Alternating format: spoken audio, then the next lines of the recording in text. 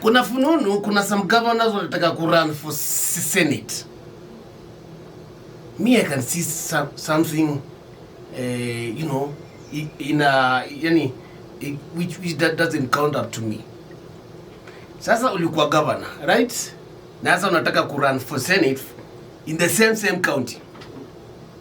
Unajua, senator ni ku control ama ku oversee the operations of that county. Na hiyo county iko under the governor. Able take my point, County government is under the governor. So huwa anachunguzwa ama huwa anakuwa control operations zake za county hiyo na the senator. So mimi naona hivi, according to me, not according to Athiani, according to me.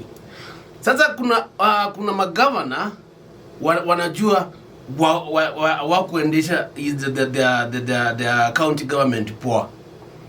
So wanataka sasa wakuwe the senator ndio wa control the incoming governor. Wafunike tu vitu vingine walikuwa wanafanya shodi. You see? Wafunike tu vitu walikuwa wanafanya shodi wakiwa sasa the governor, this time wakiwa the senator. Alafu cheki, governor ni mtu mkubwa because he controls the county and he has the resources. But a senator ni kutoka tu MP sasa tunaenda senator, alafu kutoka senator tunaenda governor. So are you seeing something like me? Because unajua wakati tulikuwa in the county government ukiwa kama governor ulitumia doo vibaya.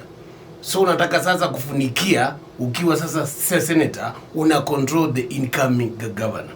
There is something hapo sioni hapo, ni kulingana na mimi.